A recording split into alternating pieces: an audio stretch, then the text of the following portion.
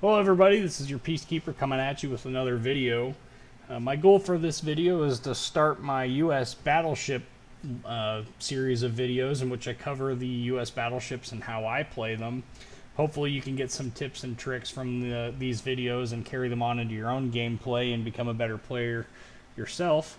By no means am I the best battleship player, you'll never hear me say that, but these are just some tips to consider. Of course, the first ship in the U.S. battleship tree is the USS South Carolina. She is a pre-dreadnought era battleship, and I'm sure if I'm wrong on that, you will all correct me in the comments section. I'm not real big into the history of some of these early battleships, so everything I say is may or may not be factual. Moving along, she does have 8 12-inch guns and 4 turrets, 2 aft turrets here, 2 fore turrets here, 2 barrels per turret. She does have a number of secondaries. There are 20 of them, I believe, 76 millimeters.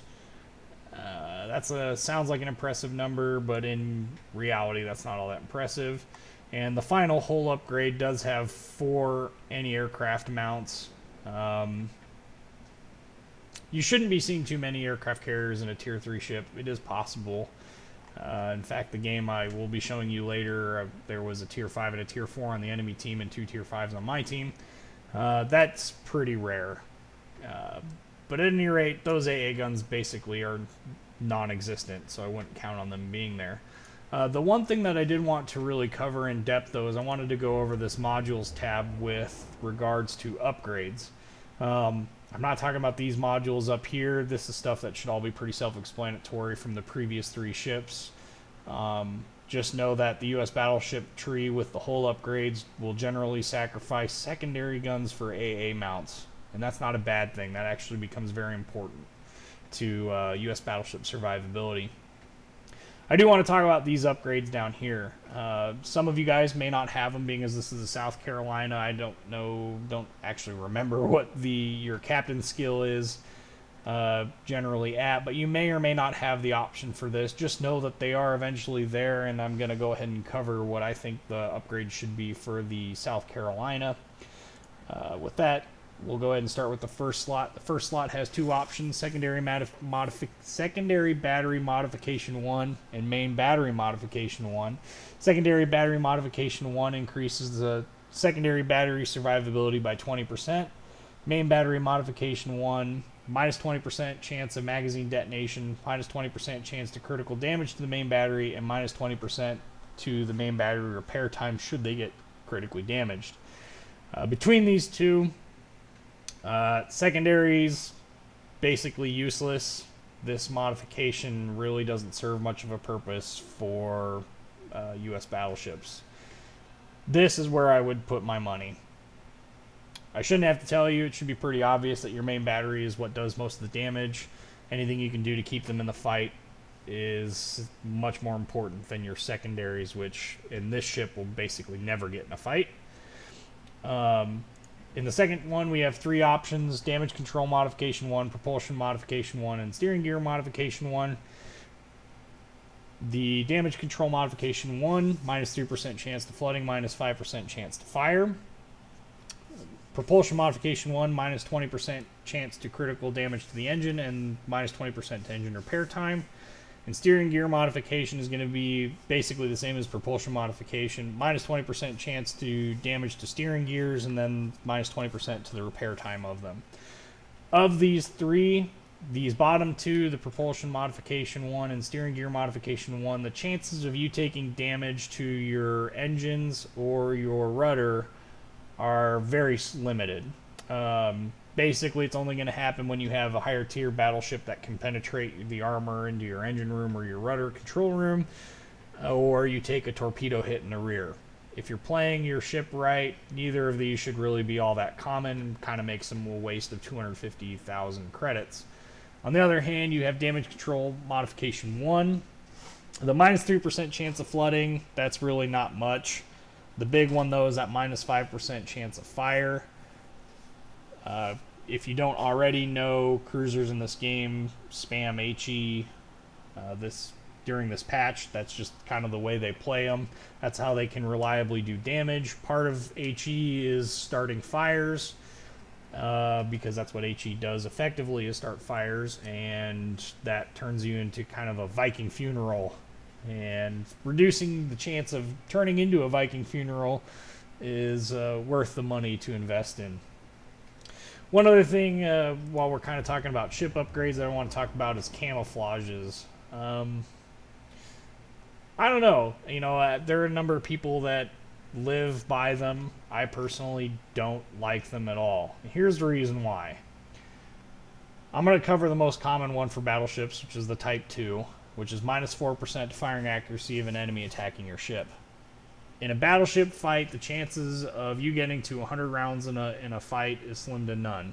So the 4 shells that he would miss in that 100-round fight isn't going to make or break the game.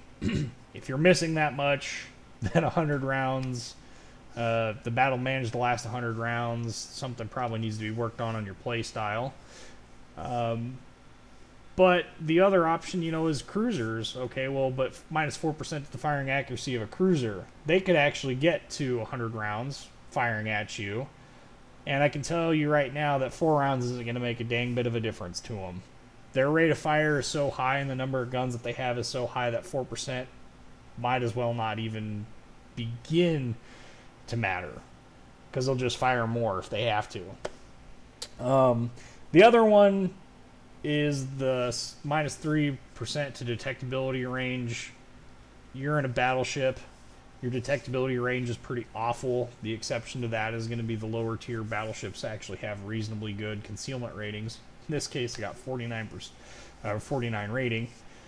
3% on this ship comes out to being about 0.4 kilometers, so just under half a kilometer of added range before you're detected. Chances are not going to make a big bit of a difference. Save yourself the 8,000 or 12,000 credits and just deal with the fact that your ship is ultra rusty and doesn't look fancy. Camouflage is something that I believe it's rank 8 for captains. At any rate, really not that important in my opinion. Let's go on to talking about battleship commander skills. If you're like me and you've gone through this and you've got a whole bunch of other ships, this probably isn't that important to you. If you're starting a new commander, this could be kind of critical, or if you're carrying over one, maybe an adjustment in where you put your points.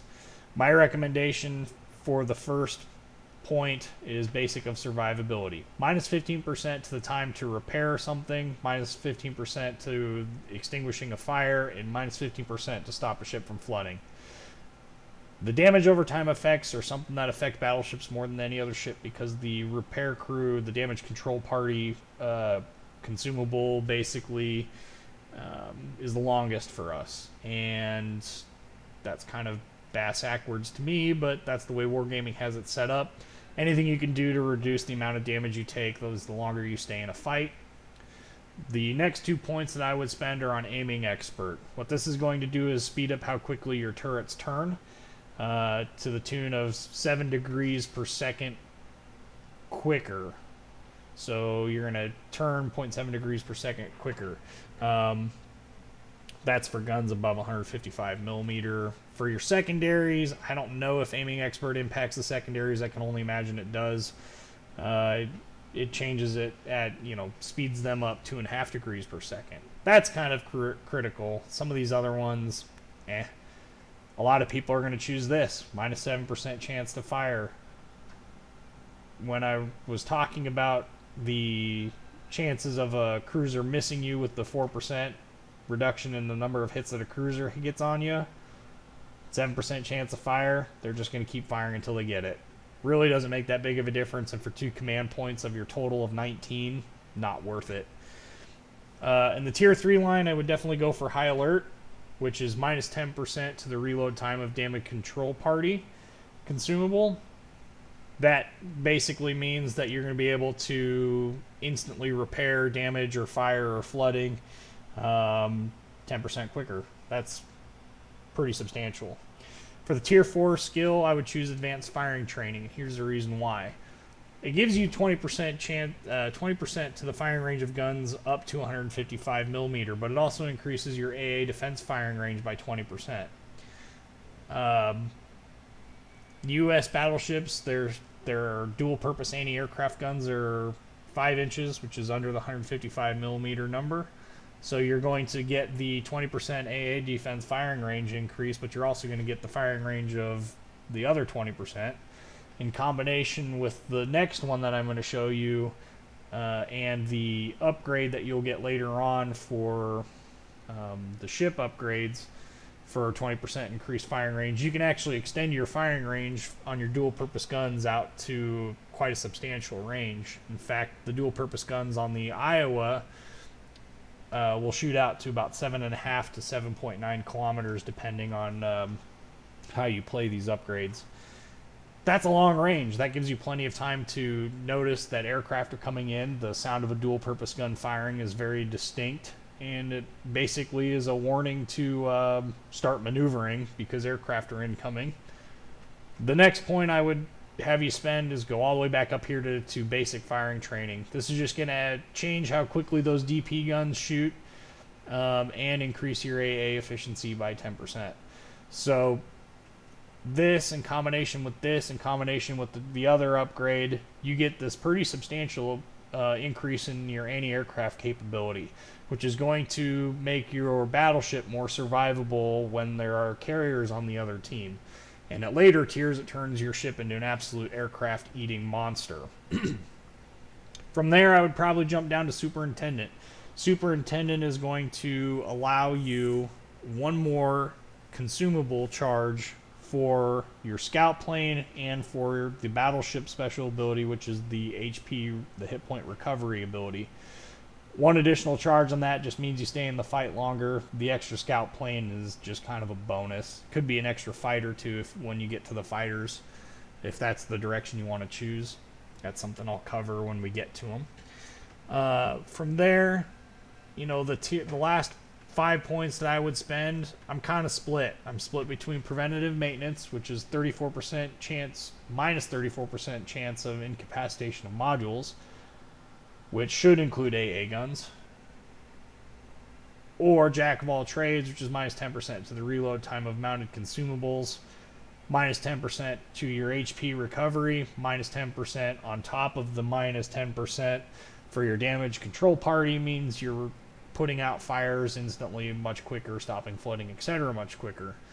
So I'm kind of torn on these last two. I'm going to have to do some more research on whether preventative maintenance actually impacts your AA guns at all. One thing I'm noticing is at higher tiers, your smaller AA guns have less survivability and don't last as long when you're getting spammed by HE. But at any rate, there is the commander abilities that I recommend. Again, just kind of going down the line: basics of survivability, aiming expert, high alert, advanced firing training, basic firing training, superintendent, and then it's going to either be preventative maintenance or jack of all trades. That's my recommendation. You can take it or leave it. Coming back to port, let's just briefly go over the stats on the South Carolina. I'm going to go ahead and poke them all out here for you. 29,000 hit points. You've got a main battery firing range of 11.2 kilometers, which is absolutely abysmal. That's really short. That's basically point blank range. Again, you do have the 8 12-inch guns. You can see the maximum HE shell damage is only 4,100, but your maximum AP damage is 8,100. The 8,100 comes when you hit the Citadel, and that's a lot of damage. That's, you know, almost double the amount of damage that HE does, and I'll cover that in the combat video too. You also have secondary armament, which I've already described as worthless, which is absolutely accurate. You can see that the firing range on the secondary guns is a whopping 3 kilometers, which if something's within 3 kilometers of you in this game, you best be killing it quick. It's either going to ram you or it's going to drop a ton of torpedoes on you. Your AA guns, you have 4 of them. 4 of them. Notice that AA rating of 3, pretty bad. The other bad part about this is your maximum firing range is 2 kilometers. That means they basically have to be on top of you. Your maximum speed in the South Carolina is a rather blistering 18.4 knots. You do have a turning circle of almost a half kilometer, 480 meters, and a rudder shift time of 13.9 seconds. The rudder shift time is not too terribly bad. The ship does change directions reasonably well, even if it takes forever to actually turn a complete 180 degrees. In terms of concealment, your surface detectability range of 13.9 kilometers, that's really not too bad. But like I said, you're in a battleship, chances are you're going to be shooting at stuff all the time. And your air detectability range of 7.5 kilometers. I don't know why the ship is harder to detect from the air than it is from the surface, but at any rate. There's your stats for the South Carolina, and there's kind of our introduction to the modules, the upgrades, and the commander skills. Again, I won't go over the commander skills in the next video since I covered them here, but I'll cover any changes to the upgrades. And let's go ahead and start a battle.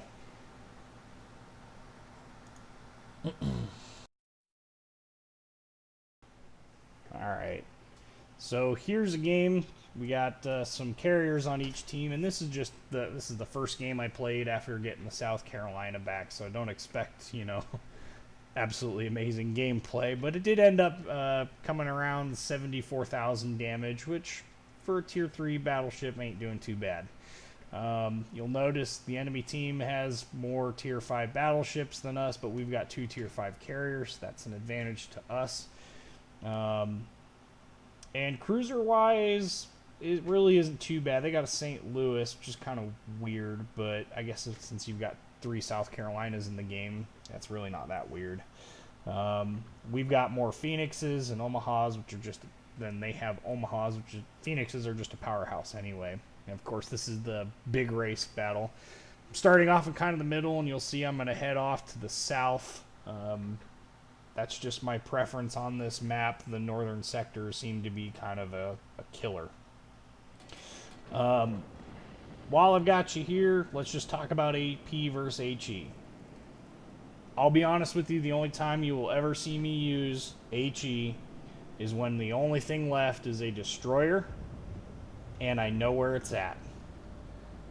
I just cannot justify switching between AP and HE because the targets that I should be shooting at, which is primarily cruisers, sometimes battleships, are going to take more damage from AP shells. So with that in mind, I personally rarely ever use HE.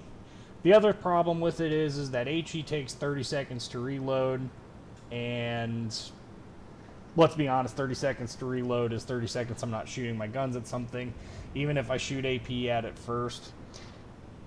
I just don't. A good solid hit with AP in later tier matches against the destroyer is going to be enough to get them to shoo and go away. So that's usually not too big of an issue. One other thing I do want to talk about is battleships and momentum. It shouldn't be a big surprise, but these are big, heavy ships, and when they do start turning, they lose speed really quickly. That's a huge advantage when it comes to dodging torpedoes, and don't forget to pull back the speed, too, while you're doing that. We're traveling down this side, and a lot of people don't particularly care to do this because this is kind of a destroyer and torpedo cruiser haven. And I just want to point out something. U.S. battleships are what they call brawling battleships. That means they got a lot of belt armor for... Sorry, I should step back a moment. Lower tier U.S. battleships, specifically lower tier U.S. battleships, have a lot more belt armor than they do deck armor. That means you want to close the distance to anything you plan on shooting at. Also, because I'm going this way, I'm keeping my guns trained on openings where destroyers could come through. I'm also changing direction and speed by changing directions frequently, and that's to avoid torpedoes. Now, in lower tier matches, it's not a huge deal because torpedoes generally don't have a huge range, but by the same token, you never want to travel in a straight line for very long. That's just a great way to A, get hit by other ships very easily, get hit by torpedo bombers, which in this game there's 2 carriers, and I have a 4 AA rating. And then on top of that, Makes you keeps you moving around the map a little bit less predictable. They don't know where you're going, and that helps out a lot. I did notice that a destroyer popped up real briefly behind this island. You can now see his smoke there, so I'm going to start to kind of turn and focus on that. He does eventually pop onto the screen, but I'm paying attention to what's going on around me, so one of the things that you want to pay attention to is basically everything that's going on the map. Fire off my front guns here and miss. And that's because the destroyer turned at the last minute, and I just didn't catch him turning. You know, it is what it is. Here you'll see that I have fired my rear set and managed to hit him twice for 1,600 damage. Now, you wouldn't think 1,600 damage is a lot, but he only has 10,900 health. 1,600 damage is almost a fifth of his health. Okay, so a fifth of your health in the destroyer is enough to get you to pay attention and go away, as you saw here. One other thing is chances are he probably launched torpedoes, and so I wanted to be prepared for that. I did see this Furitaka coming through, and well, Furitakos are kind of fun to shoot at. They got a pretty big citadel, so I figured we'll take a pot shot at him and see what ends up happening. You'll notice, and I pointed this out in other battles before, spend a lot of time right after I shoot, I pop back out into this wide view to keep my situational awareness up. My goal is to keep as many of the enemy ships that are a threat in front of me as possible. And I'm quite glad that Omaha took out the Clemson before it could really do anything. At this point, I see a Congo just sitting still. Pro tip, don't sit still in battleships. This isn't World of Tanks. Ultimately, I get kind of screwed by the random number generator here. If I was in a different ship, there would have been a citadel on that. But 6k damage is respectable. 3 out of 8 hits. That's not terribly great, but 6k damage, that's enough to get his attention. Here's where I eat crow. I said in the intro video to this that chances of you getting rudder damage or engine damage in a battleship is a lot lower than it is in other ships, and that ability is pretty useless. Those upgrades are useless. I still stand by that.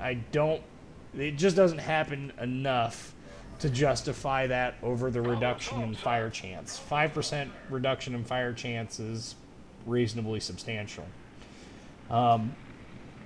Because I am a Tier 3 cruiser, or because I'm a Tier 3 battleship, I want to focus primarily on cruisers because my guns can actually penetrate their armor.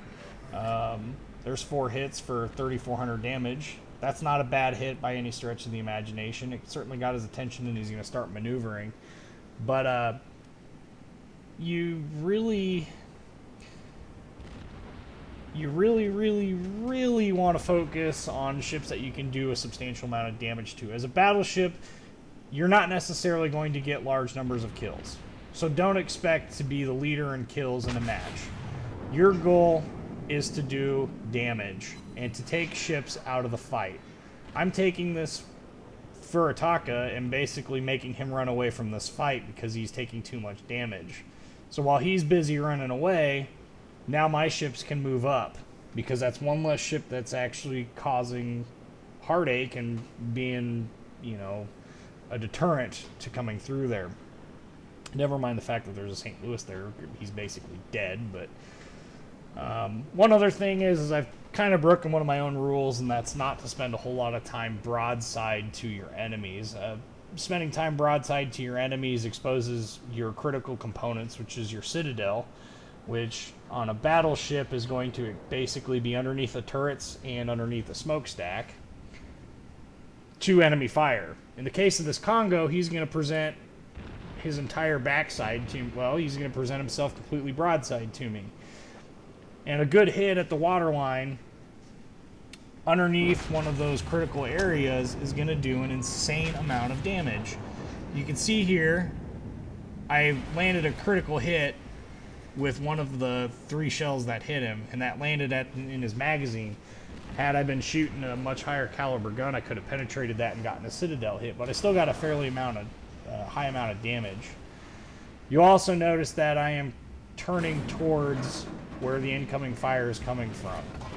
A lot of people are extremely afraid to charge towards enemies. I'll be the first person to tell you not to do that. Once again, he's presenting his broadside to me. There's another 3,600 damage taken off of his life. And you're going to see here, it's going to be easy to finish off a Tier 5 battleship and a Tier 3 because he's turned himself sideways. So, golden rule, angle your armor.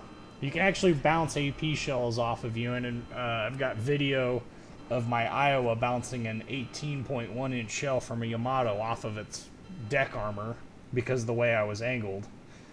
There's a Hosho getting absolutely screwed, and torpedo drop that was just absolutely impressive. Of course, none of these ships are in range at this point in time except for the Furitaka, so I'm going to prepare myself for him. And one thing to remember is you need to know your ships too, your enemy ships, and the Furitaka has torpedoes. And I am coming out of a very predictable channel, and I need to expect his torpedoes to come.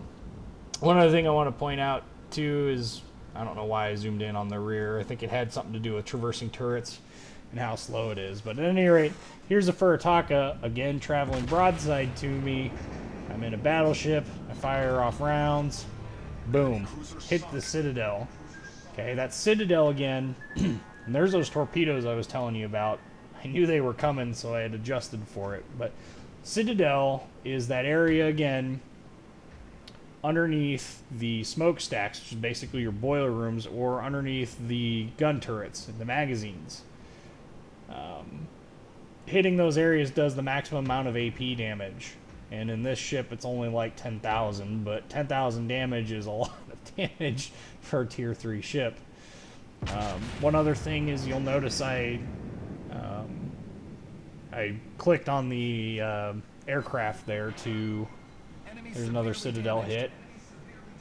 I clicked on that aircraft. If you hold the control button and click on an aircraft, it will tell your AA to focus on him when he's in range. You can do the same thing with ships for your secondaries. I guess Citadel damage isn't 10,000 for this ship. I'm thinking of my other ships. It's a lot lower. But you'll see here, this carrier makes no attempt to really try and get away, so I'm just going to sit here and keep pounding on him and do a fairly substantial amount of damage. There's 4 more hits, 10,000 damage. You can see hitting those Citadels does a lot of damage. A lot of damage. And that's... A lot of people would be shooting HE at this guy at this point in time. I'm just, again, it's a carrier. It doesn't have a lot of armor, but it has enough armor, and with 12-inch guns, I'm not going to be able to penetrate with the HE rounds. They'll penetrate, and you could probably get Citadels with them, but they don't do nearly as much damage. I'm also trying to pay attention to this New York. That New York has 14-inch guns, 10 of them. And they absolutely rape face on this South Carolina. So I'm keeping myself angled towards him in the hopes that if he does decide to shoot at me, they're going to ricochet if he's shooting AP. And once again, that lovely shot dispersion. There's 2 more Citadels, and I finished off their carrier. I want to point at something out. This is a Tier 5 match, and I am in a Tier 3. And I have 3 sinks already in this game. The next closest thing is a Wyoming with 4. So, not doing too bad. So this ain't a terrible game by any stretch of the imagination. I'm lining up here to shoot at this New York. Ended up really kind of leading him a lot further than I really should have, but I land 3 hits and 2,500 hit damage. I don't know what hit him. I think one of the other battleships penetrated him and hit a Citadel, but he took a lot of damage there. And that's basically the end of this match. You know, battleships, especially U.S. low-tier battleships, you're going to find all the way up until Tier 6 and Tier 7, even with the Colorado, that they are best played by brawling. And in order to get into a brawling situation, you have to be moving towards your enemy, and you have to be at relatively close range. The only way you're going to get there intact is by traveling either straight at them or angling yourself just enough. So here's the after battle report. 152,000 credits, 3,000 experience, 154 free experience, 1,300 base experience, 3 syncs, 73,418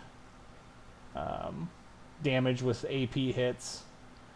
You can see I took some damage. I was getting shot at by HE, which I think it was that Congo. I think he might have switched to AP on me at one point in time, but there you have it. With U.S. battleships, like I was starting to say there, the key is to close the distance as fast as you can and get in there close and really use that belt armor to angle shots. In between shooting, when you're in those brawling situations and you're heading towards somebody, you want to be wagging that tail, which basically you want to set your guns to one side, and you only want to turn far enough to get both those rear guns engaged. If you follow those tactics, you're going to have a good time in the South Carolina. It's not a bad ship. It's not a great ship. It is just a Tier 3 battleship, and it really shows it. I'm your Peacekeeper. Thanks for watching. If you have any questions, comments, drop them in the comments box.